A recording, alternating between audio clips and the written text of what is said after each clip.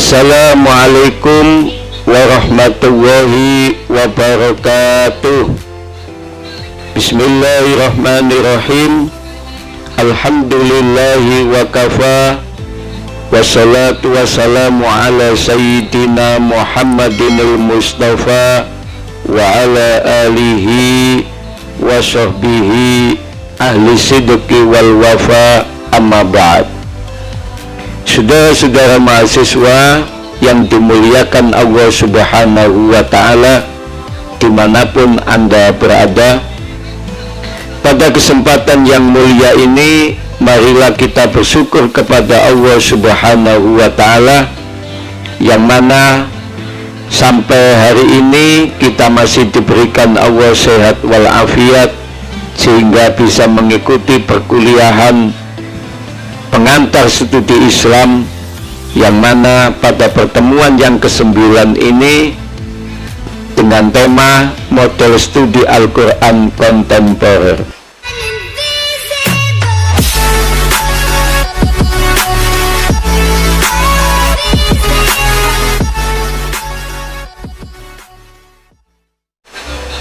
Sebelum kita lanjutkan perkuliahan ini, marilah kita berdoa terlebih dahulu.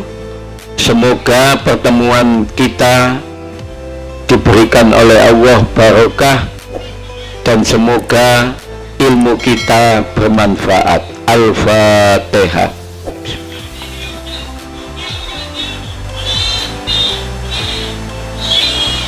Amin, amin, amin, Allahumma amin. Saudara-saudara mahasiswa yang dimuliakan Allah Subhanahu wa Ta'ala, dimanapun Anda berada, pada pertemuan yang ke-9 ini kita akan membahas tentang model studi Al-Quran kontemporer. Saudara-saudara, Al-Quran adalah firman Allah Subhanahu wa Ta'ala yang diturunkan kepada junjungan kita Nabi besar Muhammad Sallallahu Alaihi Wasallam melalui perantara malaikat Jibril dan dinilai ibadah bagi yang membacanya. Al-Quran merupakan sumber utama bagi umat Islam dalam mengarungi kehidupan ini sesuai dengan aturan Allah Subhanahu wa Ta'ala. Saudara-saudara, Al-Quran merupakan mukjizat terbesar Nabi Muhammad Sallallahu Alaihi Wasallam sepanjang masa. Al-Quran adalah kitab suci umat Islam yang dijadikan pedoman dalam hidupnya. Saudara-saudara, pertama kita membahas tentang tafsir sastra. Salah satu keunikan Al-Quran adalah adanya pengulangan kata di beberapa ayatnya. Para ulama banyak yang membicarakan keunikan ini serta menghubungkannya dengan studi tematik modern. Muhammad Qutb misalnya menegaskan sisi tantangan tersebut dengan berbagai gaya bahasa. Yang lebih unik adalah bahwa terdapat pengulangan dalam satu surat yang mencapai 31 kali, seperti yang terdapat pada surat Al-Rahman. Dalam melakukan studi tentang pengulangan yang ada dalam Al-Quran ini, Muhammad Qutb mencontohkan ibarat mengenal seseorang yang tidak mungkin dengan cara mengetahuinya sepotong-potong dari beberapa ciri fisiknya, tetapi harus secara menyeluruh yang meliputi mata, hidung, telinga, dan lain sebagainya. Saudara-saudara, hal itulah menurut Muhammad Qutb yang disebut sebagai suatu keutuhan. Selain Muhammad Qutb adalah Muhammad Al-Hijazi yang juga membahas pengulangan dalam Al-Quran. Dalam bukunya Al-Wahdah Al-Maudu'iyah fil Quranul Karim, ia mengatakan bahwa pengulangan itu terjadi dalam bentuk dan corak yang berbeda sesuai dengan kondisi lingkungan dan waktu diturunkannya. Surat-surat Makkiyah misalnya berbeda dengan surat-surat Madaniyah. Kesatuan tema inilah yang kemudian memunculkan sebuah aliran penafsiran yang disebut dengan corak tafsir tematik. Saudara-saudara, dalam perkembangan berikutnya muncul metode penafsiran bercorak sastra yang diprakarsai oleh Muhammad Abduh. Metode ini merupakan metode modern yang menggunakan model pembacaan terhadap berbagai masalah sosial yang berkembang di masyarakat dan diintegrasikan dengan sentuhan-sentuhan sastra. Saudara-saudara mahasiswa dimanapun Anda berada, kelemahan yang ditemukan pada metode ini pada awal kemunculannya adalah dari sisi balaghah dalam beberapa kajiannya. Beberapa kajian yang telah dilakukan lebih banyak merujuk pada karya-karya klasik yang ditulis oleh ulama pada abad ke-4 sampai abad ke-8. Kelemahan ini kemudian menjadi motivator bagi Bintu Al-Sati untuk mengembangkan kajian tematik bahasa sastra dalam tafsir. Salah satu karyanya adalah Al-Tafsir Al-Bayani di Al-Quranul Karim. Bintu Sati berlatar belakang pendidikan bahasa dan sastra di Al-Azhar, kemudian dikembangkan pada saat di Maroko, yakni di Universitas Qarawiyyin. Buku yang dia tulis tersebut pada awalnya adalah merupakan kumpulan dari beberapa tema yang disampaikan pada perkuliahan di Fakultas Syariah. Demikian pula dengan bukunya yang lain, yaitu Al-Ijaz Al-Bayani, juga merupakan kumpulan dari materi Ulumul Quran di Universitas Darul Hadis Al-Hasaniyah di Rabat, yang kemudian disempurnakan sebagai bidang spesialisasinya dalam kajian bahasa Al-Quran di Universitas Qarawiyyin sejak tahun 1970. Saudara-saudara mahasiswa dimanapun Anda berada, Aisyah Abdul Rahman atau yang lebih dikenal dengan Bintu Al-Sati menekankan pembahasannya pada aspek kemukjizatan Al-Quran di bidang sastra dan sebagai kesatuan rasa. Metode tafsir sastra tematik Bintu Al-Sati ini dipengaruhi oleh gaya gurunya yang juga merupakan pendamping hidupnya, yaitu Amin Al-Khuli. Secara garis besar, metode kajian sastra tematiknya dapat disimpulkan dalam 4 pokok pikiran. Yang pertama, mengumpulkan unsur-unsur tematik secara keseluruhan yang ada di beberapa surat untuk dipelajari secara tematik. Dalam buku ini, ia tidak memakai metode kajian tematik murni, tetapi dengan pengembangan induktif atau istiqra'i. Mula-mula, ia menggambarkan ruh sastra tematik secara umum, kemudian merincinya per ayat. Saudara-saudara, Akan tetapi perincian ini berbeda dengan perincian yang digunakan dalam kajian tafsir tahlili atau analitik yang cenderung menggunakan maqta' atau pemberhentian tematik dalam satu surat. Di sini ia membuka dengan kupasan bahasa dalam ayat itu, kemudian dibandingkan dengan berbagai ayat yang memiliki kesamaan gaya bahasa. Kadang menyebut jumlah kata, ada kalanya memberikan kesamaan dan perbedaan dalam penggunaannya. Terakhir, ia simpulkan korelasi antara gaya bahasa tersebut.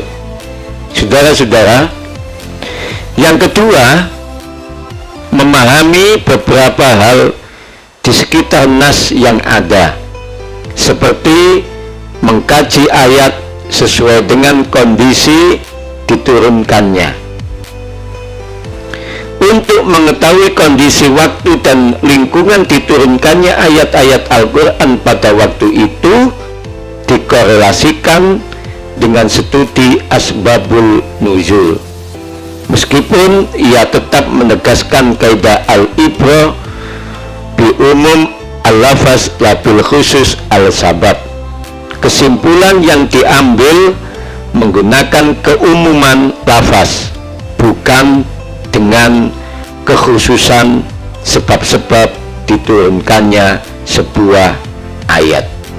Yang ketiga, saudara-saudara, memahami dalalah al-lafaz, maksudnya indikasi makna yang terkandung dalam lafaz-lafaz Al-Quran, apakah dipahami sebagaimana zahirnya ataukah mengandung arti majaz atau kiasan dengan berbagai macam klasifikasinya.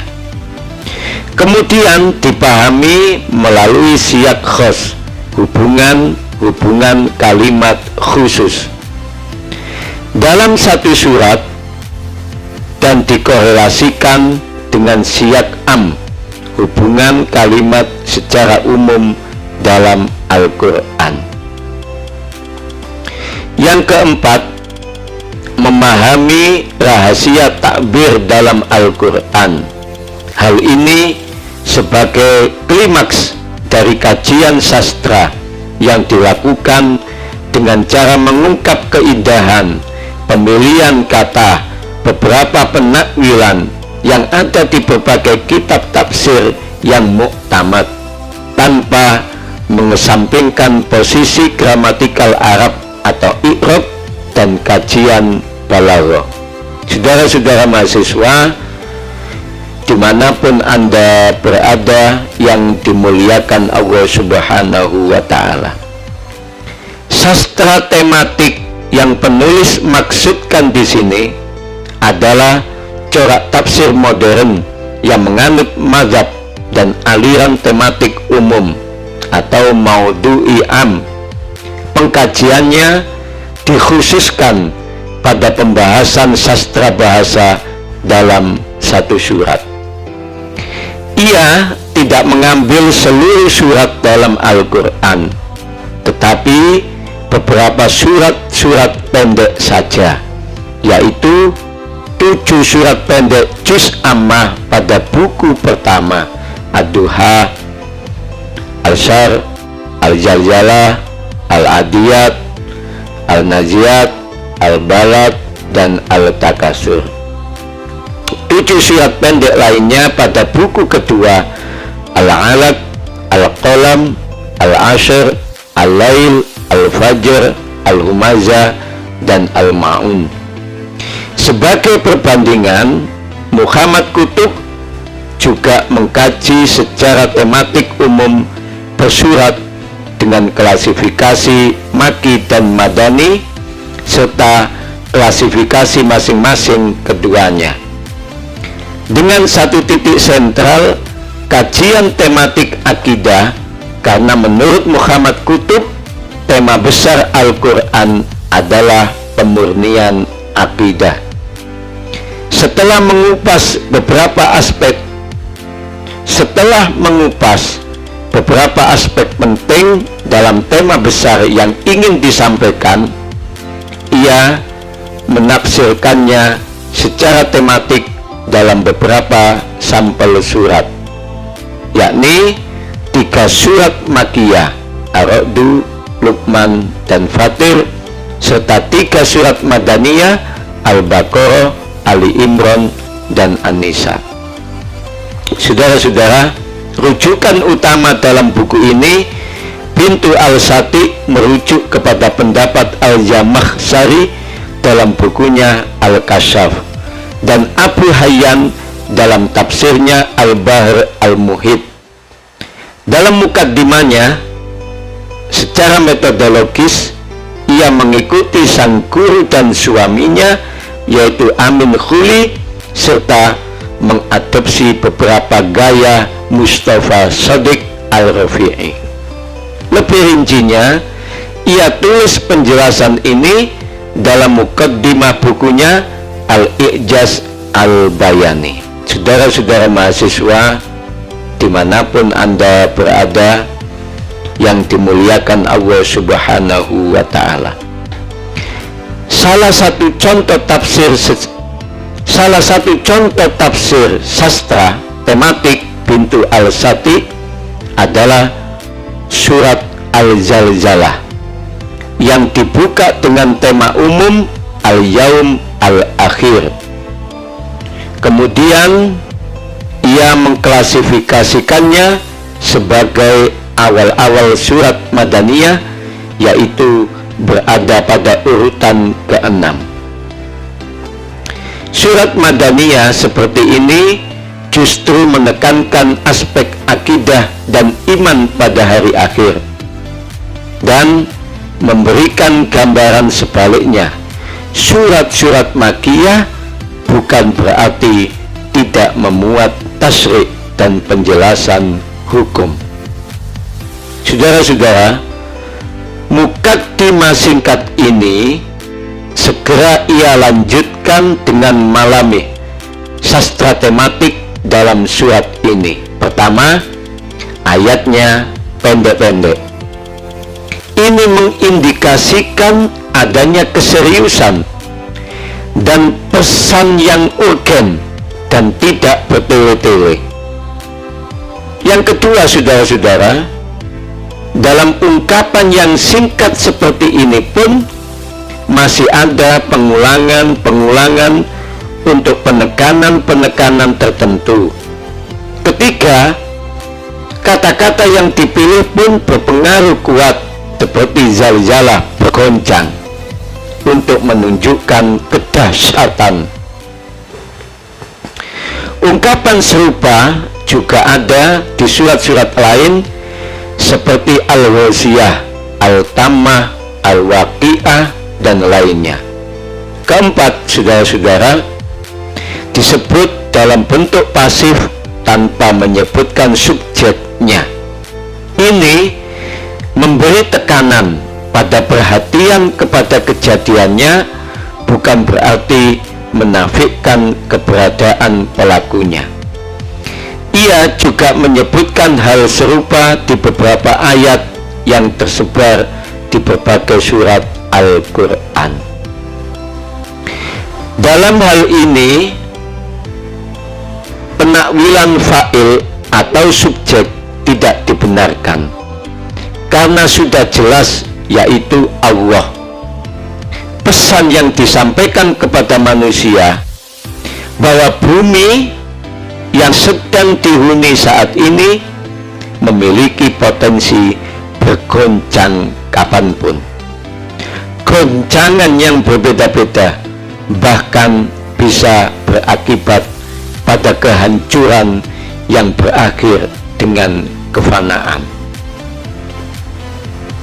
Setelah itu, Bintu Al-Sati merincinya tiap ayat dari sejak penyebutan arti bahasa, pemilihan kata zalzalah, baik kata zulzilat maupun kata zilzalaha, kemudian pengungkapan dalam bentuk madi atau past tense yang berarti kepastian, dan penggunaan kata syarat idah atau apabila. Saudara-saudara, pada ayat selanjutnya ia menguraikan penggunaan kata aktif akhrojat atau mengeluarkan, dan bumi sebagai pelakunya. Ini merupakan jenis kiasan. Setelah itu merinci penafsiran asqal atau beban-beban berat yang dikandung bumi. Pada ayat selanjutnya, titik tekannya adalah keheranan manusia, baik yang beriman maupun yang kafir, meskipun sebagian mufassirin ada yang berpendapat orang kafir saja.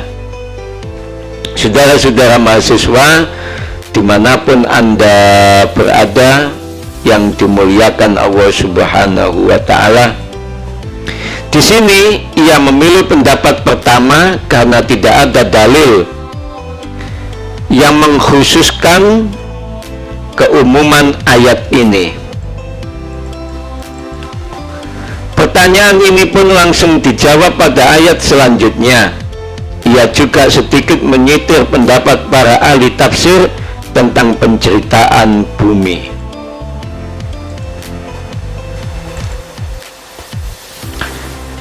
Pertanyaan ini pun langsung dijawab pada ayat selanjutnya. Ia juga sedikit menyitir pendapat para ahli tafsir tentang penceritaan bumi. Sebagian tetap menjadikannya ungkapan kiasan, sebagian lagi berpendapat sebaliknya, bahwa memang benar-benar pada hari itu bumi bisa berbicara.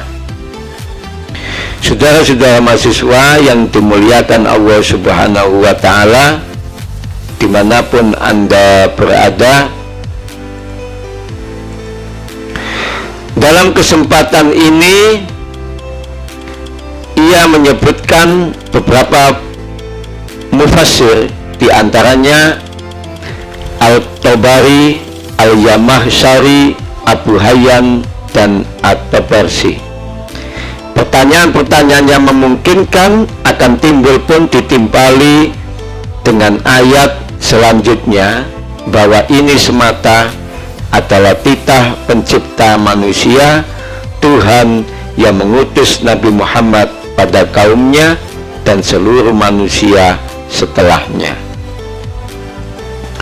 Saudara-saudara mahasiswa yang dimuliakan Allah Subhanahu wa Ta'ala, yang dimuliakan Allah Subhanahu wa Ta'ala, dimanapun Anda berada, dalam ayat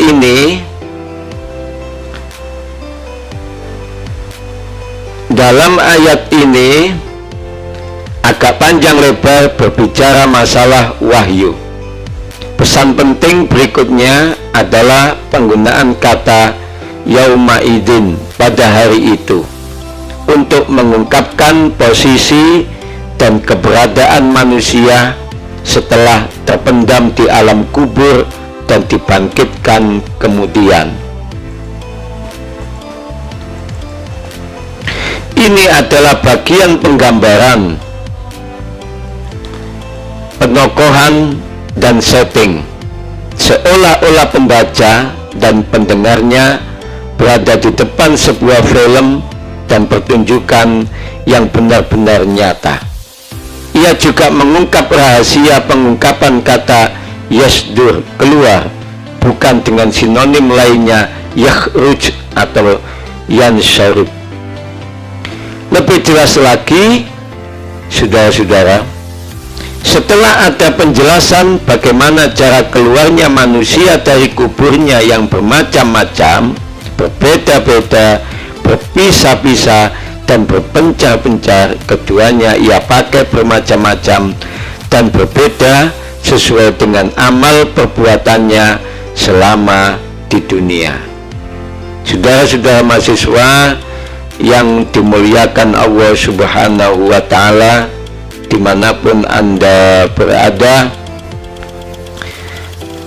sedang berpencar dan berpisah-pisah dikarenakan kondisi yang demikian mencekam, menanti sebuah pengadilan agung yang sangat menentukan nasib mereka. Bagaimana balasan mereka setelah itu? Jawabannya adalah pada 2 ayat penutup, di mana kedua ayat ini memiliki muqabalah, perbandingan yang jelas sekaligus menunjukkan keindahan gaya bahasa.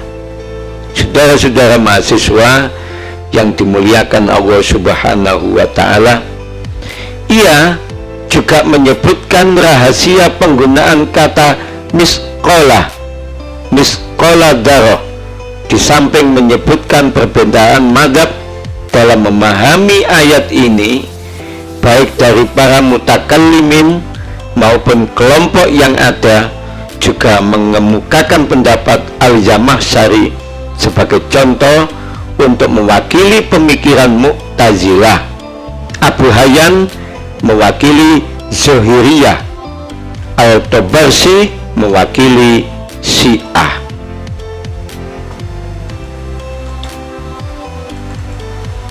Saudara-saudara mahasiswa yang dimuliakan Allah Subhanahu wa Ta'ala dimanapun Anda berada, polemik ini muncul pada saat ada pertanyaan kebaikan yang dilakukan oleh orang kafir yang dibalas dengan tuduhan kufur. Sebanyak apapun kebaikan itu, ia juga mengemukakan pendapat Muhammad Abduh, salah seorang tokoh yang dikaguminya. Pada akhirnya penafsirannya ditutup dengan pernyataan bahwa hanya Allah lah yang berhak menentukan balasan ini. Dia memberi ampun kepada siapa yang dikehendakinya dan memberi azab kepada siapapun yang dikehendakinya. Allah Maha Pengampun lagi Maha Penyayang. Quran surat 48 ayat 14. Saudara-saudara mahasiswa yang dimuliakan Allah Subhanahu wa Ta'ala dimanapun Anda berada, yang kedua kita akan membahas tentang hermeneutika. Hermeneutika berasal dari bahasa Yunani hermeneuo yang memiliki beberapa pengertian. Yang pertama, mengungkapkan pikiran seseorang dalam kata-kata. Yang kedua, hermeneutika itu artinya menerjemahkan atau bertindak sebagai penafsir, atau bisa berarti menafsirkan. Term ini memiliki asosiasi etimologis dengan nama dewa dalam mitologi Yunani, Hermes, yang mempunyai tugas menyampaikan dan menjelaskan pesan-pesan Tuhan kepada manusia. Saudara-saudara mahasiswa yang dimuliakan Allah Subhanahu wa Ta'ala, teori ini bertujuan untuk memahami hakikat atau pesan yang terkandung dari teks, perantara atau penafsir, cara memahami teks, dan pemahaman audiens. Saudara-saudara, Abu Zaid yang dijadikan contoh dalam kajian ini dilahirkan di Tanta, Mesir pada tanggal 10 Juli 1943. Ia melihat bahwa tafsir seringkali digunakan untuk kepentingan politik atau yang ia sebut dengan problem al-nusus al-diniyah. Maka ia mengembangkan pemikiran yang kritis dalam menafsirkan Al-Quran untuk menyingkap tabir patologis yang menyebabkan penyimpangan dalam interpretasi dan pemaknaan teks keagamaan. Apa yang ia lakukan telah memancing reaksi keras dari kalangan ulama besar di Mesir, termasuk Al-Azhar. Menurutnya saudara-saudara, yang harus dilakukan dalam mengkaji Al-Quran adalah memahami Al-Quran sebagai literatur penafsiran Al-Quran yang selama ini dilakukan hanya berdasarkan teks Al-Quran yang ada.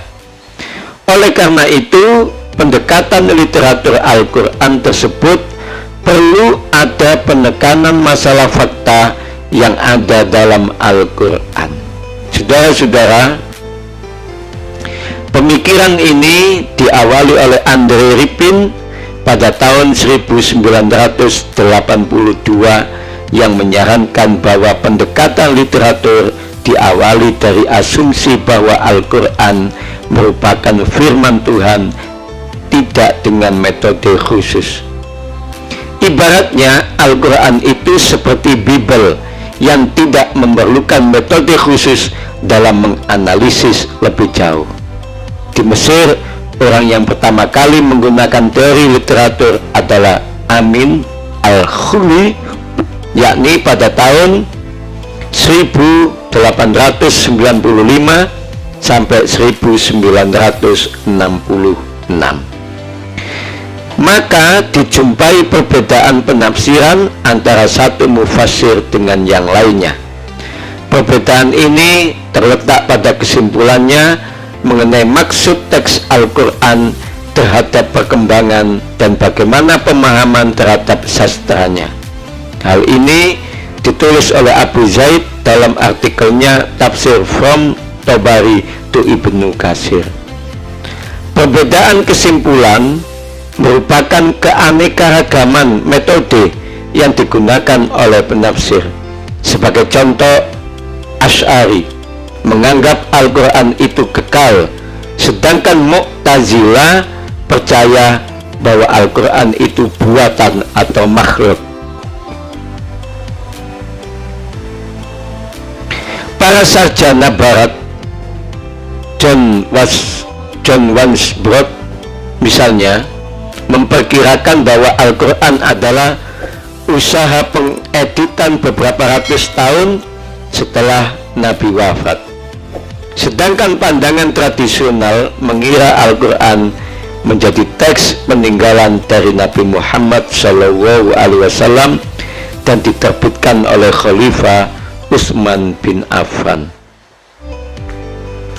Dalam menafsirkan, seringkali penafsir dikondisikan oleh kepribadian, prasangka, dan keterkaitannya dengan sesuatu.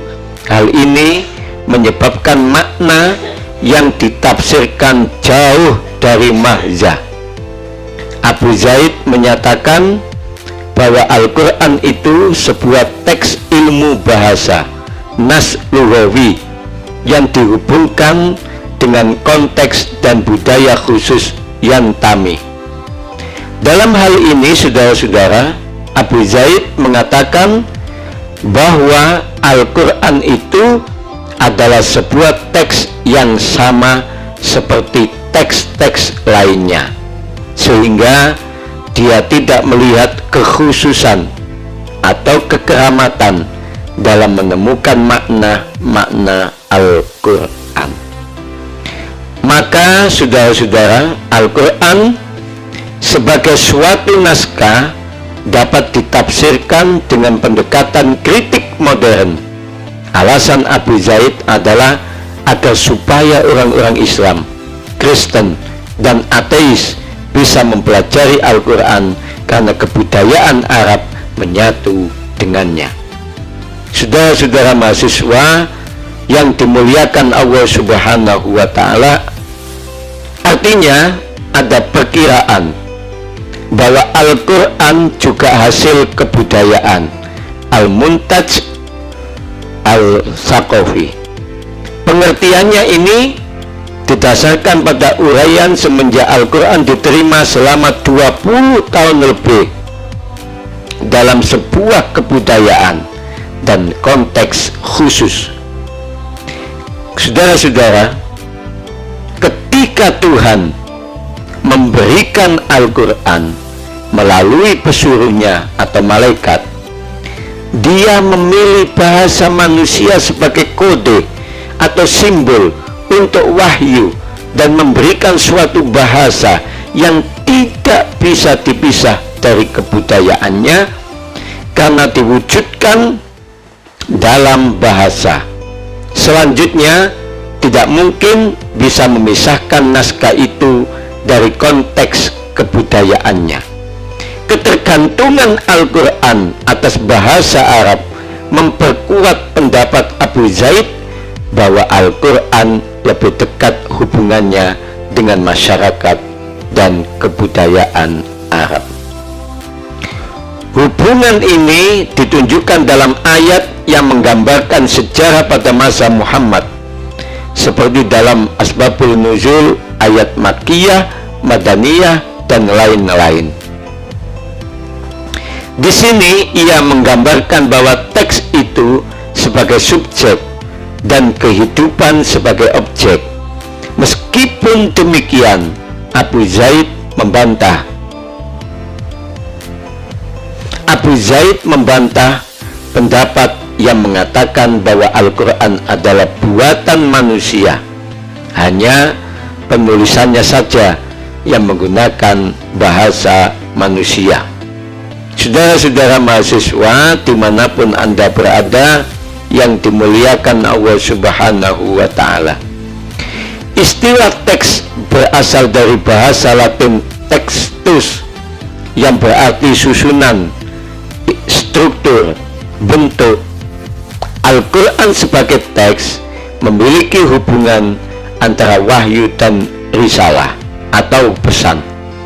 Maka dengan dipengaruhi oleh para hermeneutis barat, khususnya IDHJR, yang membedakan antara makna, meaning, dan maghza, signifikan, Abu Zaid ingin melakukan upaya baru, yaitu mengeliminasi jarak antara subjek dan objek. Menurut Abu Zaid, sebuah penafsiran tidak berhenti dengan penemuan makna historis teks, akan tetapi dengan melihat signifikannya yang selalu berubah dalam konteks kontemporer. Untuk mendukung pembedaan antara makna historis dengan signifikansi ini, Abu Zaid menggunakan makna takwil itu sendiri dan menganalisis ayat-ayat Al-Quran yang bermuat terma tersebut. Abu Zaid menemukan bahwa proses tafsir yang ia sebut penafsiran kontekstual al-qira'ah al-siyaqiyah haruslah mengikuti dua tahap. Pertama, harus merujuk kepada makna dalam konteks sejarah dan budayanya, dan kedua, sampai kepada signifikansi atau maghza dalam konteks kehidupan sekarang ini. Abu Zaid menyatakan bahwa dengan penafsiran kontekstual ini, seseorang dapat mencapai secara objektif makna historis teks.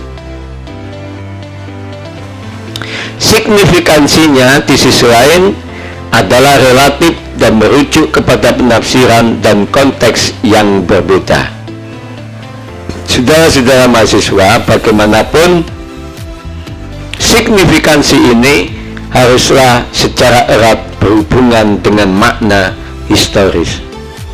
Abu Zaid mengkritik teori penafsiran para ulama yang mengabaikan makna historis dan historisitas teks tersebut, atau juga mereduksinya karena teks itu menyangkut masa lalu dan tidak berguna bagi masa kini karena telah dihegemoni qiraah diniyah oleh kalangan ulama Al-Azhar di Mesir yang merasa paling benar dalam menafsirkan teks-teks keagamaan.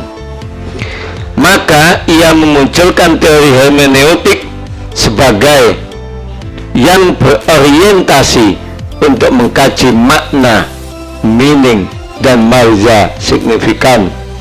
Hermeneutik menurut Abu Zaid adalah membahas tentang hubungan antara pembaca teks atau mufassir teks Al-Quran dan pemilik teks Allah Subhanahu wa Ta'ala. Istilah hermeneutik adalah istilah yang digunakan untuk kajian ketuhanan yang membahas tentang kaidah-kaidah dalam memahami teks keagamaan atau kitab suci. Saudara-saudara mahasiswa, maka hermeneutik berbeda dengan tafsir eksegesis, di mana hermeneutik lebih sebagai teori penafsiran. Fokus hermeneutik lebih pada masalah hubungan antara mufassir dengan teks. Bagaimana seorang mufassir dapat memahami teks sebagaimana yang dimaksudkan oleh pemilik teks, bahkan lebih baik daripada pemilik teks itu sendiri.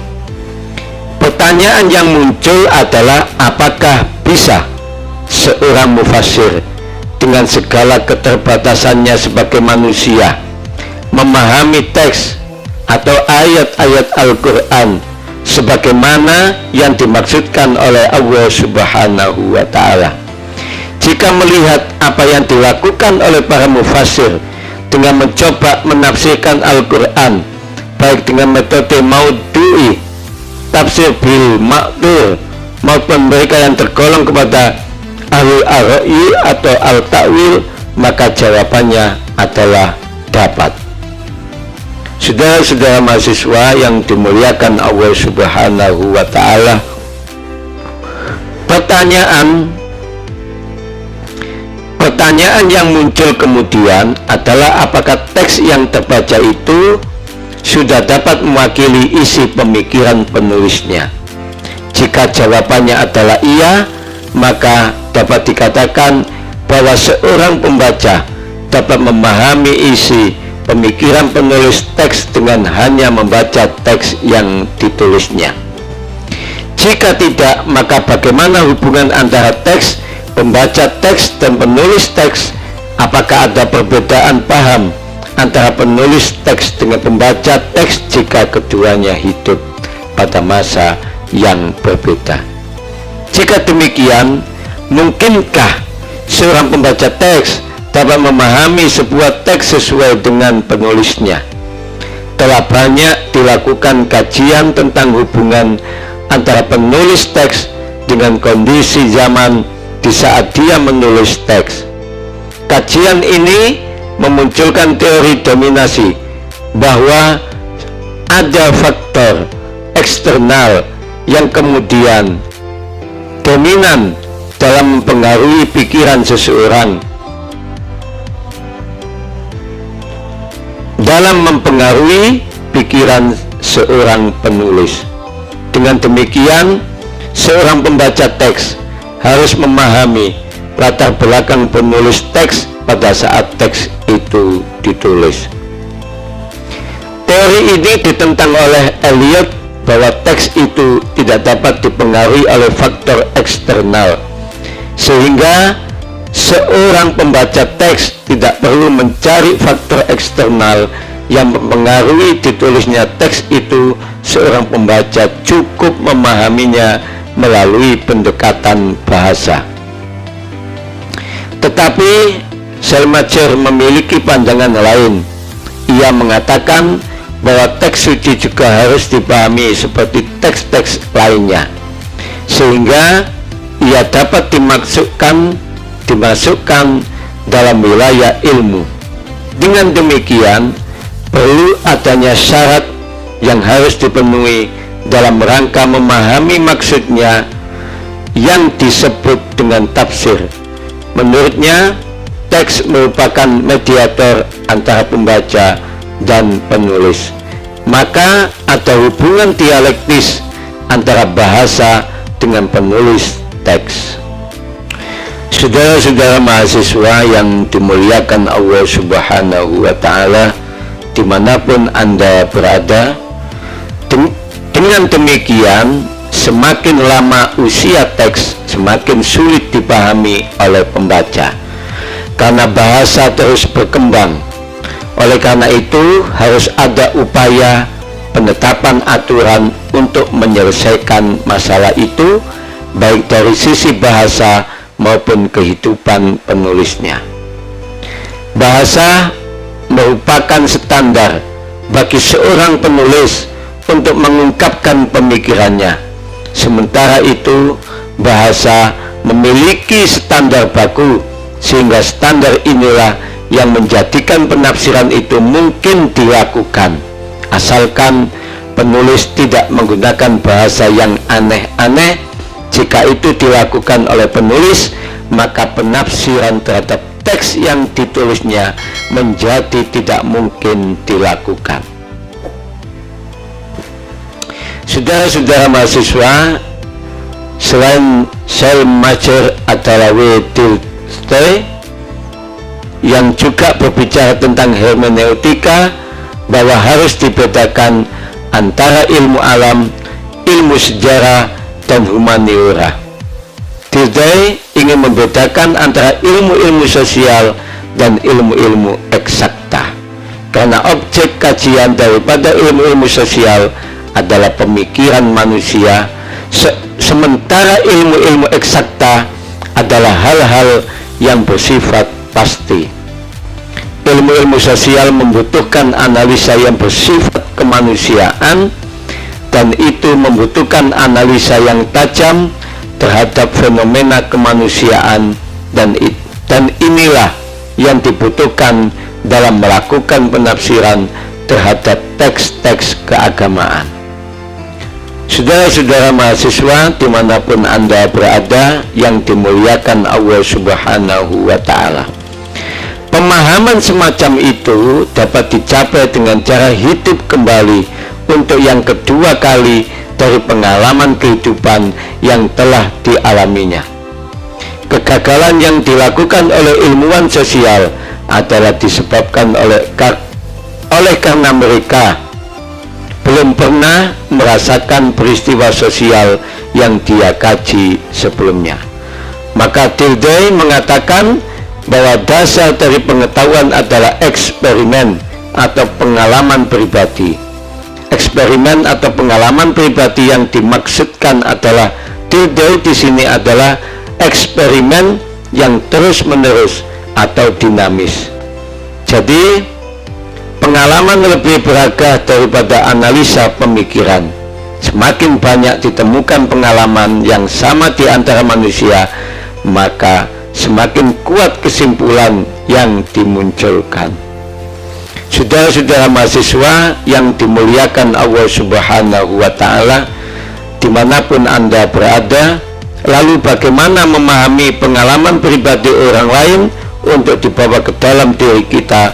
Jawabannya menurut Tilde adalah melalui ungkapan, baik dalam bentuk perilaku maupun teks tertulis.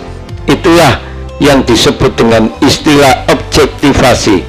Dalam istilah Tilde disebut dengan expressions of lived experience, dengan menggunakan ungkapan bahasa sebagai sarananya. Saudara-saudara, manusia adalah makhluk hidup yang berkembang. Maka dalam memahami diri manusia tidak cukup dengan analisa terhadap, tetapi melalui pengalaman hidup yang dilaluinya. Keinginan manusia tidak terbatas, dan manusia diciptakan bukan sebagai proyek mati seperti robot atau benda lainnya, tetapi dia diciptakan melalui proses kehidupannya. Maka dalam memahami kehidupan manusia tidak bisa secara langsung, tetapi melalui proses penafsiran hermeneutik dari kehidupan yang dilaluinya di masa lampau.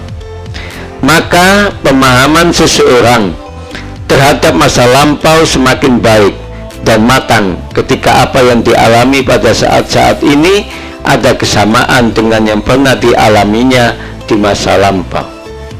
Saudara-saudara mahasiswa, demikian pula ketika seseorang memahami sebuah teks, baik yang berbicara dengan sesuatu yang terjadi di masa lampau atau yang terjadi pada masa kini, dengan melalui pengalaman hidup manusia akan menjadi semakin baik.